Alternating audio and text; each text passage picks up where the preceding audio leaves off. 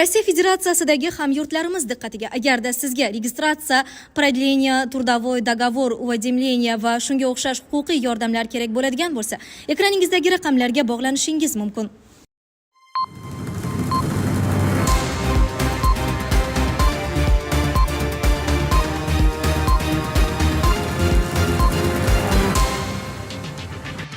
Kunning muhim va dolzarb yangiliklari bilan dunyo yangiliklari o'z ishini boshladi. Putin Qozonga hujum uchun Ukrainaga qat'iy javob qaytarishini aytdi. Ramzan Qodirov faxriy jurnalist bo'ldi. Fidan Damashqda Jo'loniy bilan uchrashdi. Ukraina Moskvagacha yetib boradigan dronlar ustida ishlamoqda. Tojikistonda 20 dan ortiq odam sirli ravishda o'ldirib ketildi. Bolalar sovuqdan muzlayapti. BMT vakillari qish falastinliklar hayotini yanada og'irlashtirayotganini ma'lum qildi. Qatar Yevropaga gaz yetkazib berishni to'xtatish bilan tahdid qildi. Putin Qozonga hujum uchun Ukrainaga qat'iy javob qaytarishini aytdi. Rossiya prezidenti Vladimir Putin Qozonga uyushtirilgan uchuvchisiz samolyot hujumi uchun Ukrainaga javob qaytarish bilan tahdid qildi. Bu haqda 22-dekabr kuni videokonferens aloqa orqali yangi obyektlarni ishga tushirish marosimida so'z ochdi. Kimki yurtimizda biror narsani yo'q qilishga qanchalik urinmasin, buning uchun o'z mamlakatida bir necha barobar katta halokatga duchor bo'ladi va mamlakatimizda qilmoqchi bo'layotgan ishlaridan ham pushaymon bo'ladi degan prezident. Shuningdek, Putin Tatariston raisi Rustam Minnixanovga ham murojaat qilib, mintaqa hukumati Qozondagi hujum oqibatida zarar ko'rgan hamma narsani tiklab olishiga ishonch bildirgan va yordam qilishga va'da bergan. Biz olg'a intilamiz, nafaqat kimdir bizga yetkazmoqchi bo'lgan zararni tiklaymiz, balki bundan ham katta suratlar bilan olg'a boramiz degan Rossiya yetakchisi. Ramzan Qodirov faxriy jurnalist bo'ldi. Checheniston Respublikasi rahbari Ramzan Qodirov faxriy jurnalist sifatida tan olindi. Bu haqda Qodirov Telegram kanalida ma'lum qildi. 17-dekabr Grozniy shahrida Ahmad Hoji Qodirov xotirasiga bag'ishlangan Oltin qalam xalqaro jurnalistik mukofotni topshirish marosimi bo'lib o'tgan. Tadbir doirasida Checheniston rahbariga ommaviy axborot vositalari sohasini rivojlantirish uchun zarur shart-sharoitlar yaratilgani va jurnalistlar hamjamiyatini jahon miqyosida qo'llab-quvvatlagani uchun diplom topshirilgan. Bundan tashqari Qodirov taniqli jurnalistlarga mukofotlar topshirgan. Xususan, Rossiya davlat teleradio kompaniyasining harbiy muxbiri Aleksandr Sladkov mukofotning Grand Prisini qo'lga kiritgan. Checheniston rahbari, shuningdek, harbiy muxbir va Donetsk davlat teleradio kompaniyasi direktori Andrey Rudenkoga Checheniston Respublikasida xizmat ko'rsatgan jurnalist faxriy unvonini bergan. Fidan Damashqda Jo'loniy bilan uchrashdi. Turkiya tashqi ishlar vaziri Xoqon Fidan Damashqda Suriyada hokimiyat tepasiga kelgan Hayat Tahrir ash-Shom guruhi rahbari Ahmad ash-Sharo Muhammad al-Jo'loniy laqabi bilan uchrashdi. Turkiya tashqi ishlar vaziri Xoqon Fidan Damashqda Suriyada hokimiyat tepasiga kelgan Hayat Tahrir ash-Shom guruhi rahbari Muhammad ash-Sharo bilan uchrashdi. Bu haqda Turkiya tashqi ishlar vazirligi xabar berdi. Bildirilishicha, uchrashuvda Turkiya tashqi ishlar vaziri o'rinbosari Nuh Yilmaz, Turkiyaning Damashqdagi elchixonasining muvaqqat ishlar vakili Burxon Kergo'g'li va Suriya muvaqqat hukumati tashqi ishlar vaziri Asad Hasan al-Shuboniy ham ishtirok etgan. Damashqdagi muzokaralar yakunlanganidan so'ng Fidan va ash-Sharo qo'shma matbuot anjumanida chiqish qildi. Suriyada yangi davr boshlandi va men vazir Fidanni Damashqda kutib olishdan mamnunman.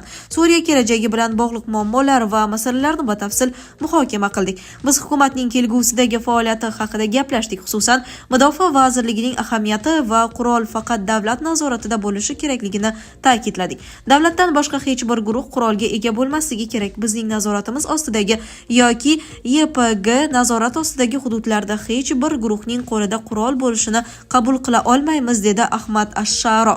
Shuningdek, u inqilobning boshidanoq Turkiya Suriya xalqini qo'llab-quvvatlaganini ta'kidladi. Ash-Sharo Turkiya va Suriya o'rtasidagi strategik aloqalarning qanday rivojlanganini ham muhokama qilganliklarini bildirib, ikki davlat o'rtasidagi siyosiy, iqtisodiy va ijtimoiy strategik aloqalarga e'tibor qaratdi. O'z navbatida Xoqon Fidan Suriyadagi eng og'ir va qorong'u davr ortda qolganini va bundan yaxshi zamonlar kelishini ta'kidladi. Uning so'zlariga ko'ra, Suriyadagi barcha etnik, diniy va mazhab guruhlari baxtliroq bo'ladi va suriyaliklar mamlakat kelajagini belgilaydi. Turkiya tashqi ishlar vaziri Suriyani xavfsiz, erkin va farovon mamlakatga aylantirish faqat Suriya xalqining sa'y-harakatlari tufayli amalga oshishini qo'shimcha qildi. Ukraina Moskvagacha yetib boradigan dronlar ustida ishlamoqda. Ukraina kelajakda G'arb yordamida muammolar yuzaga kelishi mumkinligi fonida o'z raketa sanoatini rivojlantirmoqda. Ishlab chiqarilayotgan raketalardan biri Trembitadir. Bu haqda The Economist xabar berdi. Trembita 400 km/soat tezlikda erishishi mumkin va 200 km masofani uchib o'ta oladi. Biroq Moskvagacha yetib bora oladigan kattaroq model ham ishlab chiqilmoqda. Seriyali ishlab chiqarish yakuniy dala sinovlaridan keyin boshlanishi mumkin. E'tiborli jihati shundaki, odatda qurolni loyihalashdan jang maydoniga yetkazishgacha ko'p yillar ketsa-da, ishlab chiqaruvchilar bunday natijaga atigi 1,5 yilda erishadi. Trembita dvigateli 1944-yilda 1-marta nemis V1 bombasida qo'llanilgan $200 impulsli reaktiv dvigatelning zamonaviy talqinidir. Dvigatel turbasi hozircha xomaki ko'rinishda deyiladi xabarda. Sovet davrida Ukraina kosmik va raketa innovatsiyalari sohasida jahon yetakchisi edi. Dnepr shahrida joylashgan Yujmash zavodida 4 avlod strategik raketalar ishlab chiqarilgan. Ammo bu 1994-yilgacha Budapesht memorandumiga ko'ra Ukraina xavfsizlik kafolati evaziga o'zining yadroviy kichik ballistik raketalarini bergunga qadar davom etdi. Tojikistonda 20 dan ortiq odam sirli ravishda o'ldirib ketildi. Tojikistonning So'g'di viloyati Kanibodom tumanida 20 dan ortiq kishi sirli ravishda o'ldirib ketildi. Bosh prokuratura qotillikda gumonlanib 4 kishi hibsga olinganini ma'lum qildi. Bu haqda Sputnik Tojikiston xabar berdi. Bir necha oilalarni o'ldirishda gumonlanayotgan shaxslarga nisbatan jinoyat ishlari qo'zg'atilgan. Qamoqqa olingan 4 tala shaxs ham 26 yoshdan 36 yoshgacha bo'lgan erkaklar bo'lib, ular Kanibodomning Gulbog', Loluxti va Hamrabayev qishlog'i jamoatlarida tug'ilgan. Prokuratura tergovchilarining ishi mamlakat rahbariyati tomonidan bevosita nazorat etilayotgani va tergov davom etayotganini ta'kidladi. Eslatib o'tamiz, Konibodamdagi qotilliklar zanjiri 2024-yilning aprel oyida boshlangan bo'lib, bu voqealar bir-biriga bog'liqmi yoki alohida hodisalarmi hozircha noma'lum. Ushbu tumanda allaqachon 20 dan ortiq odam sirli tarzda halok bo'lgan va hukumat hanuzgacha bu jinoyatlarni fosh eta olmayapti. Bolalar sovuqdan muzlayaptimi? BMT vakillari qish falastinliklar hayotini yanada og'irlashtirayotganini ma'lum qildi. G'azoda davom etayotgan harbiy harakatlar va qishki jalalar odamlar turmushini yana og'irlashtirib, ularga ocharchilik xavfini solishda davom etmoqda. Birlashgan Millatlar Tashkilotining insonparvarlik tashkilotlari vakillari ta'kidlashicha, G'azo butun boshli qabristonga aylanib qolgan. Dunyo bu odamlarning holi nima kechayotganini ko'rmayapti. Bunday sharoitda oilalarning boshpana qiladigan joyi yo'q, dedi BMTning Falastin qochqinlari ishlash bo'yicha agentligi vakili Luiza Ueterich. BMT bolalar jamg'armasi vakili Rosalia Bolan ham tashvishli chiqish qildi. U sektordagi oziq-ovqat inqirozining ko'lamiga e'tibor qaratib, ayollar va bolalarning 96% dan ortig'i to'yib ovqatlanmasligini ma'lum qildi.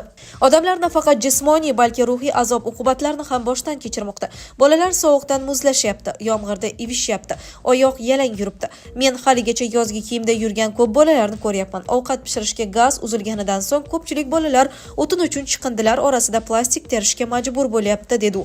Kuchli yomg'irlar davom etishi haqidagi prognozlarni hisobga olib, O'tirich G'azo aholisini qo'llab-quvvatlash uchun hududga yordam yetkazish o'ta muhimligini ta'kidladi. Chunki G'azo aholisi Isroil bombardimonlari tufayli o'z uylarini qayta tark etishga majbur bo'lmoqda. Ularda yomon ob-havodan himoyalanish uchun zarur vositalar yo'q. Ko'pchilik matodan qilingan chodirlar ostida yashirinmoqda. Ularning hatto suv o'tkazmaydigan boshpanalari ham yo'q. Bu yerdagi binolarning 69% zarar ko'rgan yoki butkul vayron bo'lgan, dedi u. Qatar Yevropaga gaz yetkazib berishni to'xtatish bilan tahdid qildi. Yevropa ittifoqining korporativ barqarorlik direktivatsiyasi Dohada norozilikni keltirib chiqardi. Qatar energetika vaziri va Qatar Energy kompaniyasi rahbari Saad Al-Kabning so'zlariga ko'ra, Yevropa ittifoqi davlatlari inson huquqlarini buzgani yoki atrof muhitga zarar yetkazganlik ayblovlari bilan amirlikda jarimaga tortsa, shunday holat sodir bo'lishi mumkin. Financial Times ma'lumotlariga ko'ra, hujjat Yevropa ittifoqi mamlakatlarini kompaniyalar uglerod chiqindilari, inson huquqlari va mehnat huquqlari bo'yicha Yevropa ittifoqi talablariga rioya qilmasa, ularga butun dunyo bo'ylab yillik daromadlarining 5% gacha jarima solishga majbur qiladi. Agar Yevropaga borib daromadimning 5% ni yo'qotsam, u yerga bormayman. Qatar Energy'ning 5% daromadi Qatar davlati daromadining 5% ni bildiradi. Bu xalqning puli. Menimcha, hech kim bunday tarzda pullarini yo'qotishga rozi bo'lmaydi, dedi Al-Kabi Financial Times nashriga bergan intervyusida.